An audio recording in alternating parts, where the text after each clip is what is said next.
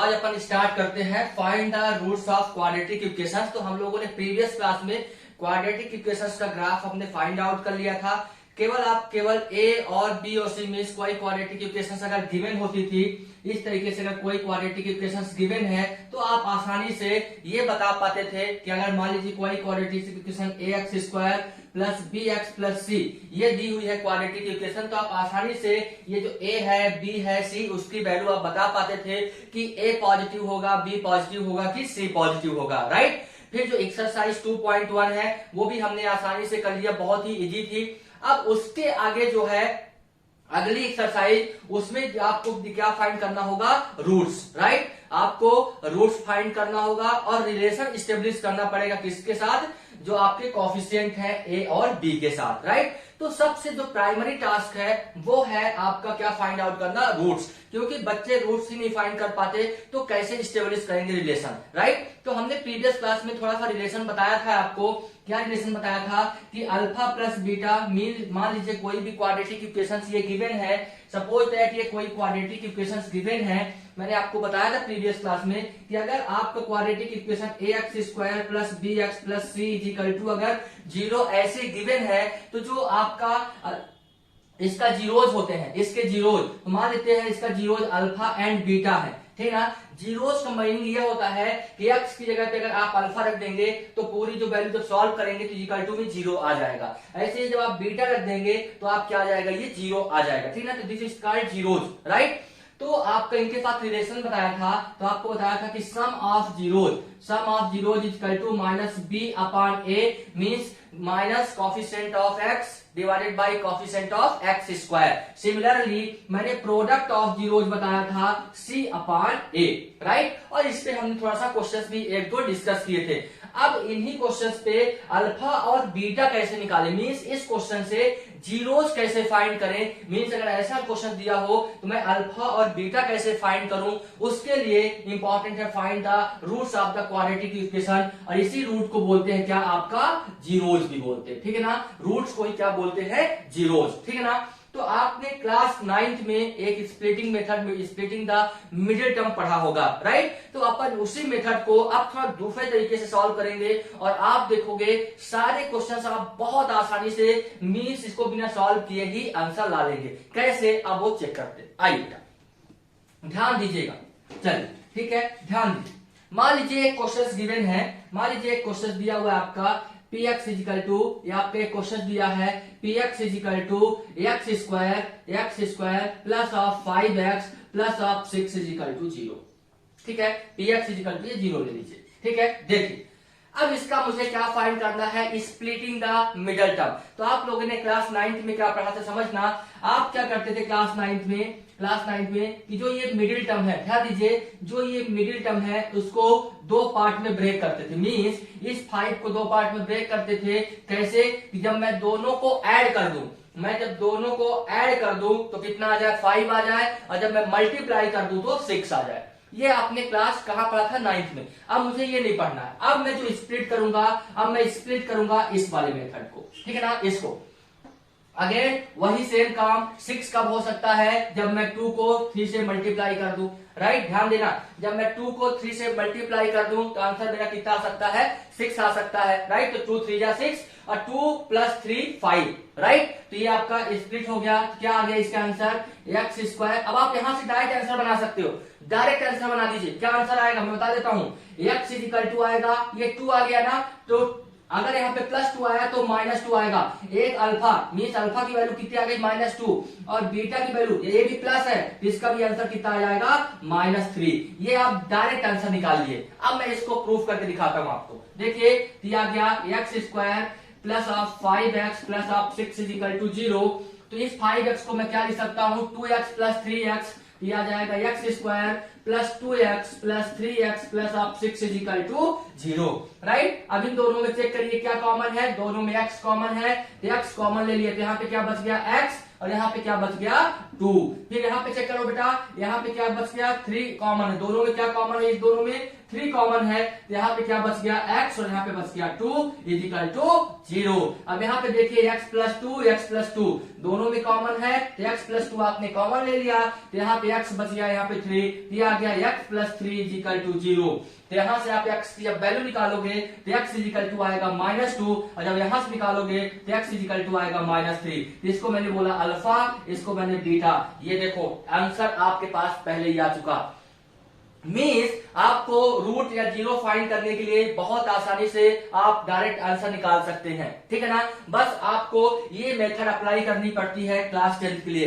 Class 10 के लिए आपको ये मेथड अप्लाई करनी पड़ती है। अगर किसी कंपटीशन का एग्जाम दे रहे हैं तो आप डायरेक्ट आंसर निकालेंगे, यहां तक आपको ये सॉल्व नहीं करना है, आपको देखने से आंसर बन जाएगा, आपको देखने से आंसर बन जाएगा। अभी मैं क्वेश्चन कराता हूं, आप पहले से आंसर बता दोगे कि आंसर क्या आएगा, इसके बाद आप सॉल्व करना स्टार्ट करोगे। चलिए तो मैं अगला क्वेश्चन लेता हूं आपका, इसी में आपको आसानी से समझ में ताकि आ जाए कि किस तरीके से अपन रूट्स को फाइंड आउट करते हैं, ठीक है। जैसे कि मैं एक अगला क्वेश्चन लेता हूं बेटा, जैसे कि मैं एक अगला क्वेश्चन लिया, मान लीजिए क्वेश्चन दिया हुआ है आपका x की power 2 plus of 3x minus of 28 equal to 0, find the value of x। Find the value of x means find the zeros. Question क्या बोलेगा, फाइंड द जीरोज या फाइंड द रूट्स, दोनों चीज एक ही है। Find the zeros of the polynomial और find the zeros of the polynomial या तो क्वाड्रिलेटरल्स, ठीक है। तो इसका जीरोज फाइंड करने के लिए मैंने अभी एक मेथड बताया कि आप किसको स्प्लिट करेंगे, इस लास्ट टर्म को। लास्ट टर्म को क्या लिख सकते हो, 7 और 4। 7 4 जा क्या होता है 28, आंसर डायरेक्ट 7 और 4। 28 को क्या लिख सकते हो 7 4, लेकिन यहाँ पे ध्यान दीजिएगा -28 है, क्या लिखा है -28, तो इस -28 को क्या लिख दिए 7 और 4।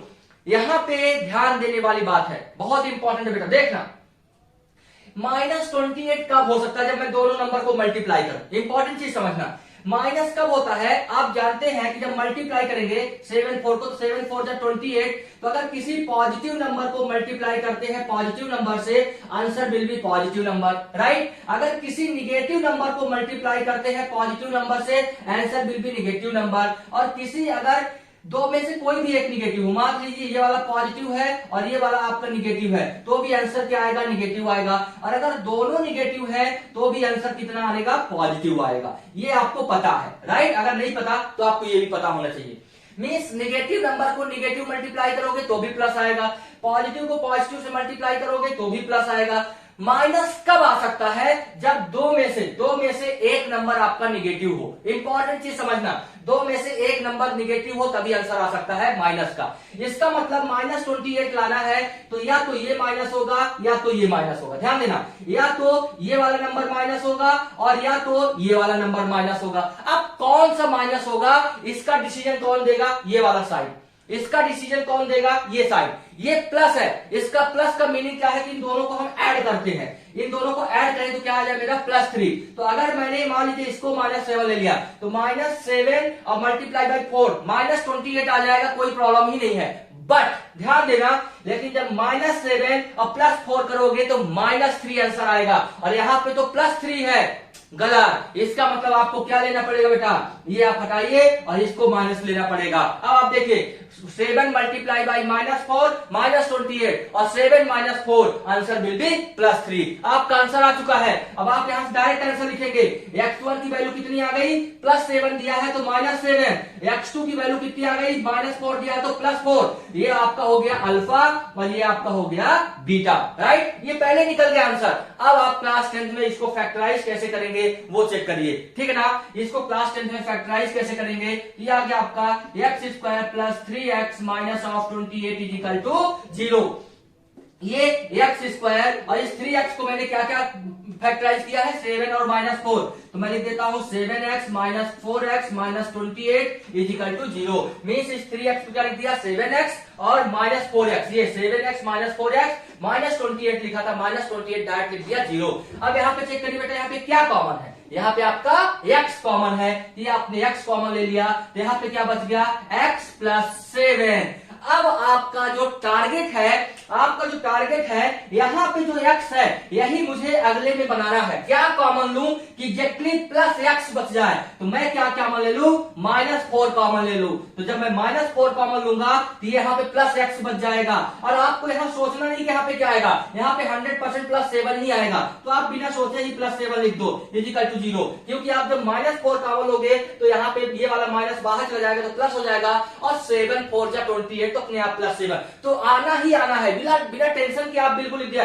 पहला टारगेट है यहाँ पे जो कोएफिशिएंट x है वो क्या है वही आप यहाँ पे बनाएंगे। इसके बाद दूसरा सेम टू सेम यही आएगा। अब देखिए बेटा दोनों में क्या कॉमन है, x + 7 तो मैं यहाँ पे कॉमन ले लेता हूँ x + 7, दोनों एक में कॉमन है, ये देखिए x + 7 यहाँ पे बच गया x -4, ये आ गया x -4 = 0। यहाँ से x की वैल्यू निकालेंगे तो क्या आ जाएगा -7, और यहाँ से जब आप x की वैल्यू निकालेंगे तो कितना आ जाएगा 4, जो कि इसको बोल दिया मैंने अल्फा और इसको मैंने बोला बीटा। बेटा आंसर आपके पास पहले ही है -7 +4, ये आपके पास आंसर पहले ही है, राइट। तो आपको अब समझ में आ रहा होगा कि किस तरीके से मैं कोई भी रूट को आसानी से फाइंड आउट करूंगा। ठीक है, क्लियर, सभी को क्लियर। चलिए बेटा अब आगे चलते हैं, एक दो क्वेश्चन और करते हैं तो आपको बहुत आसानी से समझ में आ जाएगा कि सर क्या करना मेरे को है, मेरे को क्या क्वेश्चन करना है और कैसे आपको आंसर लेके आना है। ठीक है, आपको ये समझ में आ गया होगा कि सर कौन सा साइन माइनस का होगा, कौन सा साइन प्लस का होगा, कैसे आप फैक्टर कर रहे हैं, किस तरीके से आपका आंसर आ रहा है। अब मैं बात करता हूं क्वेश्चन नंबर 2 की। मान लीजिए क्वेश्चन नंबर 2 लिखा है, देखिए क्वेश्चन नंबर 2 लिखा है, मान लीजिए y square minus of 7y और प्लस ऑफ 12 = 0। चलिए बेटा अब इंपॉर्टेंट चीज समझना, आंसर आपका पहले निकलता है, मैं आपको दिखा रहा हूं आंसर पहले। आपको एक चीज तो समझ में आ गई कि सर अगर यहाँ पे प्लस है और यहाँ पे माइनस है, ध्यान देना बेटा, अगर यहाँ पे प्लस है और यहाँ पे माइनस है तो कब यहाँ पे प्लस हो सकता है, यहाँ पे प्लस तो तभी हो सकता है जब दोनों नंबर निगेटिव हो, निगेटिव मल्टीप्लाई बाय निगेटिव तब इक्वल टू क्या होगा पॉजिटिव, या तो क्या होगा पॉजिटिव मल्टीप्लाई बाय पॉजिटिव तभी आंसर क्या आएगा पॉजिटिव। तो ये बात तो आपको समझ में आ गई कि सर अगर यहाँ पे प्लस है दिस मीन्स या तो दोनों नंबर निगेटिव होंगे जब मैं इसका फैक्टर करूंगा, या दोनों नंबर पॉजिटिव होंगे। ये बात आपका बिल्कुल क्लियर हो गया होगा कि सर अगर यहाँ पे प्लस है तो यहाँ पे प्लस कब आता है, क्योंकि जब मैं फैक्टर करता हूं तो मल्टीप्लाई करता हूं और यहाँ पे ऐड करता हूं, तो जब मैं इन दोनों को मल्टीप्लाई करूंगा तो पॉजिटिव आएगा, मतलब दोनों नंबर निगेटिव हो या दोनों नंबर पॉजिटिव हो तभी यहाँ पे प्लस आएगा। ये बात आपको समझ में आ गई होगी। अब समझना, अब यहाँ पे तो समझ में आ गया कि दोनों नंबर निगेटिव है दोनों नंबर पॉजिटिव, बट अब अगला क्या होगा, दोनों नंबर क्या होंगे वो ये बताएगा साइन। अगर यहाँ पे प्लस होता जिसका मतलब दोनों नंबर प्लस होते, क्यों, क्योंकि प्लस को जब मल्टीप्लाई करते तो पॉजिटिव आता और प्लस दोनों को ऐड करते तो भी प्लस आ जाता, बट यहाँ पे दिया है माइनस, इसका मतलब दोनों नंबर निगेटिव होंगे। क्यों निगेटिव होंगे, क्योंकि माइनस को मल्टीप्लाई करोगे प्लस आएगा तो +12 आ जाएगा, और माइनस को जब ऐड कर दोगे तो माइनस आ जाएगा। दिस मीन्स अब आपका कंसेप्ट क्लियर हो गया कि जो साइन आएगा उसका आंसर तो आपका क्लियर हो गया।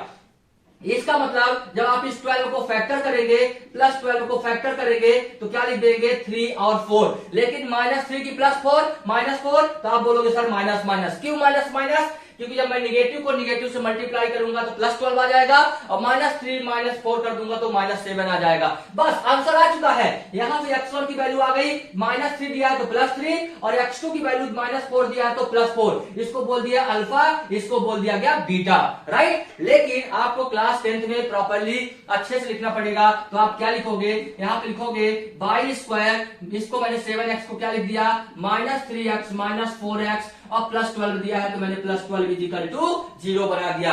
अरे सॉरी बाई है, ये बाई है और ये बाई है, ठीक है। यहाँ पे बाई की वैल्यू आई बेटा है ना, ये y1 y2 की, y1 y2 यहाँ की, क्योंकि बाई दिया है ना तो y1 y2 किया जाएगी, x दिया होता तो x और x2 किया जाती। अब यहाँ से फैक्टर कर लीजिए, यहाँ पे क्या कॉमन है बेटा, y कॉमन है तो क्या बच जाएगा y -3। यहाँ पे आपका जो टारगेट है, मैं बार बार रिपीट कर रहा हूं, टारगेट क्या है यहाँ पे +y बनाना, तो +y कब आएगा जब -4 कॉमन ले लोगे, तो -4 कॉमन ले लेंगे तो +y कॉमन हो जाएगा, ऑटोमेटिक यहाँ पे -3 आ जाएगा। ये सोचना ही नहीं है, ऑटोमेटिक आप एक बार इसको जो यहाँ पे है वो यहाँ पे बना दीजिए और बाकी जो रिमेनिंग है वो सेम टू सेम लिख दीजिए, आना ही आना है, इज इक्वल टू में 0। यहाँ पे बाई माइनस थ्री कॉमन है दोनों में, तो ये कॉमन ले लिया, तो यहाँ पे क्या बच गया, by minus 4 is equal to 0। यहाँ से निकाल लिया बाई की वैल्यू, तो बाई की वैल्यू +3 आ गई, और यहाँ से जब बाई की वैल्यू निकाल लिया कितना आ गई, +4 बाई 1/2। और यहाँ पे इसको बोल दिया अल्फा, इसको तो बोल दिया बीटा, आंसर आपके साथ पहले ही है।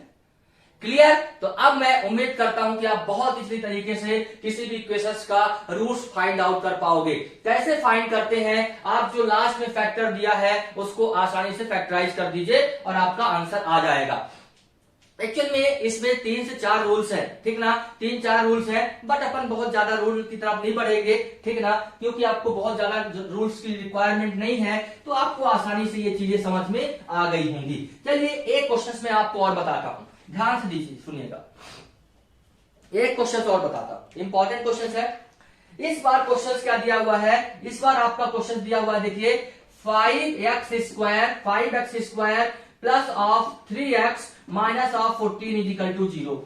अभी तक जो आप क्वेश्चन सॉल्व कर रहे थे तो x² का जो कॉफिशिएंट था वो 1 था, +1 था, x² का कॉफिशिएंट +1 था, बट अब यहाँ पे 1 नहीं है, 1 के अलावा कुछ और है। तो जब भी +1 के अलावा कुछ और हो तो उन क्वेश्चंस को कैसे सॉल्व करते हैं ये ध्यान देना। ये टाइप नंबर 2 कहलाता है बेटा, इसको बोलते हैं टाइप नंबर 2, ठीक है ना। टाइप नंबर 1 क्या होता है कि x² का कॉफिशिएंट 1 हो, टाइप नंबर 2 में x² का कॉफिशिएंट कुछ ना कुछ दिया हो, राइट। तो इस केस में कैसे सॉल्व करते हैं ये देखना, ध्यान देना, इंपॉर्टेंट चीज। इस केस में इन दोनों को मल्टीप्लाई करते हैं, इन दोनों को मल्टीप्लाई कर दीजिए, तो कितना आएगा, 5 मल्टीप्लाई बाई -14। ध्यान देना, 5 मल्टीप्लाई बाई -14, क्योंकि ये -14 दिया हुआ है। अब आप 5 को कुछ नहीं करेंगे, 5 को लिखा रहने दो, जो भी लिखा है लिखा रहने दीजिए। इसको मैं सेम टू सेम लिख दिया 5, और इस 14 को मैं 2 फैक्टर किया, और -14 आना चाहिए, -14। तो -14 कब आएगा, -14 कब आएगा, जब ये आपको क्या लिख दीजिए, एक नंबर निगेटिव और एक पॉजिटिव। आपको ये चीज तो पता हो जानी चाहिए कि अगर यहाँ पे निगेटिव है इसका मतलब 100% एक नंबर निगेटिव होगा और एक नंबर पॉजिटिव होगा, क्योंकि मल्टीप्लीकेशंस में अगर 2 में से एक नंबर निगेटिव होता है तभी आपका निगेटिव आता है। यहां से तो आपको ये चीज पता हो जाना चाहिए, बिल्कुल दिमाग में बैठ जाना चाहिए कि अगर माइनस आ गया इसका मतलब 2 में से एक नंबर 100% निगेटिव होने वाला है, चाहे जो हो, राइट। और कौन सा निगेटिव होगा वो ये साइन बताएगा। अगर आपका प्लस दिया है तो बड़ा नंबर पॉजिटिव होगा, और अगर यहाँ पे माइनस दिया है तो बड़ा नंबर निगेटिव होगा। तो मैं 14 को फैक्टर करता हूं और क्या लिखता हूं, ध्यान दीजिए, क्या लिखता हूं, इसको मैं 7 और 2, मैं क्या लिख सकता हूं, 7 multiplied by 2, right, 7 multiplied by 2। अब देखिए +7 की -7, ये देखिए, तो मैं अभी कुछ नहीं बता सकता। अभी तो मेरे को क्या चाहिए, 3 फैक्टर आ गए, 15, 7 और 3, लेकिन हमेशा फैक्टर 2 में कन्वर्ट करना है, 2 में कन्वर्ट करना है। तो ऐसा मल्टीप्लाई करिए कि यहाँ पे 3 आ जाए, तो मैं ऐसा मल्टीप्लाई कर देता हूं, 5 को 2 से किया जाएगा 10, और ये 7 को अकेला लिख देता हूं, ये 7, ये देखिए 10 मल्टीप्लाई बाई 7। अभी भी जब आप इसको सॉल्व करोगे तो कितना आ जाएगा, -70 आ जाएगा, राइट। अभी तो मैं साइन की बात नहीं किया, अभी तो मैं बस इसकी बात कर रहा हूं। तो ये 7 और 10 आ गया, आपको यहाँ पे +3 चाहिए, तो +3 कब आएगा, जब आपका 10 पॉजिटिव हो जाए और 7 क्या हो जाए, आपका निगेटिव हो जाए। तो 10 -7 +3 आ जाएगा, और 10 से 1 जा कितना आ जाएगा, 10 से 1 जा आपका ये -70 आ जाएगा। आपका काम क्लियर हो गया। यहां से आपका आंसर क्या आएगा वो देखना, अल्फा की जब वैल्यू निकालोगे तो आ जाएगा, अगर +10 है तो -10। लेकिन अब डायरेक्ट आंसर नहीं आएगा, ऐसे जो x² का कॉफिशिएंट है उसको डिवाइड करना पड़ेगा। ध्यान देना, x² का जब यहाँ पे x² को वहां पे कोई कॉफिशिएंट नहीं था तो अपन कुछ नहीं करते थे, आराम से ऐसे सिंपल आंसर निकाल देते थे। लेकिन अब यहाँ पे x² पे कुछ ना कुछ है, इसका मतलब मुझे डिवाइड करना पड़ेगा, तो ये मैंने 5 से डिवाइड कर दिया, राइट। x2 की जब बीटा की वैल्यू निकालोगे तो क्या दिया है, -7, तो ये -7 है तो +7 आ जाएगा, और डिवाइडेड बाई क्या, 5, coefficient of x²। This is your answer. ये आंसर आपका पहले ही आ गया। अब मैं इसको सॉल्व करके दिखाता हूं आपको, क्लास 10th में आप कैसे सॉल्व करोगे। सर क्या लिखोगे, 5x² plus 3x minus of 14 is equal to 0। यहां से आ जाएगा 5x², 3x को मैंने क्या लिखा बेटा, plus 10x minus 7x plus of 10x minus of 7x minus of 14 is equal to 0। दोनों में क्या कॉमन है, 5x कॉमन है, तो यहाँ पे क्या बच गया, x +2 बच गया, माइनस इन दोनों में क्या कॉमन है, 7, यहाँ पे बच गया x +2। 2 is equal to 0। यहाँ देखिए x+2 कॉमन, ये आ गया x+2 और यहाँ पे क्या बच गया 5x minus of 7 is equal to 0। अब देखिए यहां से x की जब वैल्यू निकालोगे कितनी आ जाएगी -2। यहां से जब आप x की वैल्यू निकालोगे कितनी आएगी 7 डिवाइडेड बाई 5। आंसर आपके साथ पहले ही है, नहीं अच्छे बेटे कट जाएगा ना। देखिए 5 1 जा 5 2 जा, ये कितना जाएगा -2, राइट। ये देखिए -2, ये दिया है 7/5, ये आ गया 7/5, राइट। तो ये आप आसानी से कर सकते हैं, मैं ऐसा उम्मीद करता हूं, ठीक है ना। आपको मेथड प्रोसीजर समझ में आ गई होगी, अब इसको आप आसानी से कर पाएंगे। अब मैं आपके अगले पार्ट में चलता हूं जो कि एक्सरसाइज 2.2 है, राइट। एक्सरसाइज 2.2 ये आपका जो है इसमें भी यही मेथड यूज होगी, इसीलिए मैंने पहले ही बता